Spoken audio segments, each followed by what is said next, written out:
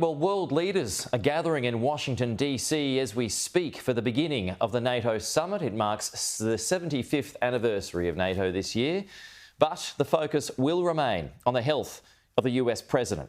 Our Washington correspondent Annelise Nielsen filed this report.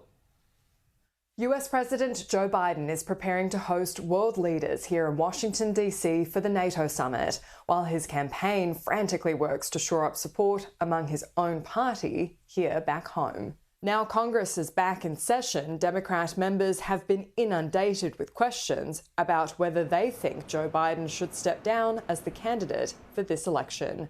After a meeting of the Democrat Caucus on Capitol Hill, cracks are clearly showing. Right now, President Biden is the nominee, and we support the Democratic nominee that will be Donald Trump. And at some point in the very near future, our caucus will decide on a course of action, and then we will move forward. If the president declines to leave voluntarily, then he's going to be our nominee.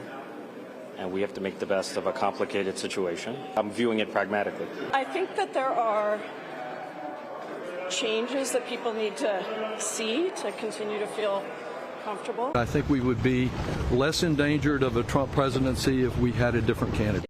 After a fiery press briefing the day before, White House Press Secretary Karine Jean-Pierre was on the defensive again.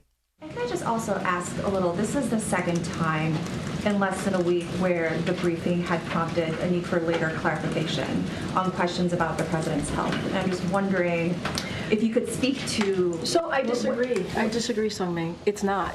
It was being incorrectly assumed and insinuated that the president was being treated for Parkinson's. I said right here that the president was not being treated for Parkinson's. I actually went a step further and said he wasn't taking medication for Parkinson's. I said that right here. While the ongoing questions over Biden's cognitive fitness to run again has become a focused attack point for Republicans. The polls say that most of the Americans, people understand that Joe Biden is not fit for that office, and it's a terrible thing. The Democrats have misled us, and they need to be held accountable for that.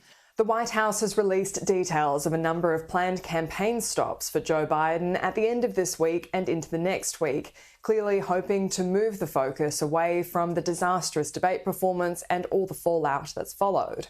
But the issue is, at the end of the NATO summit, it will be much harder for Joe Biden to ignore all the issues coming up in his own party here at home.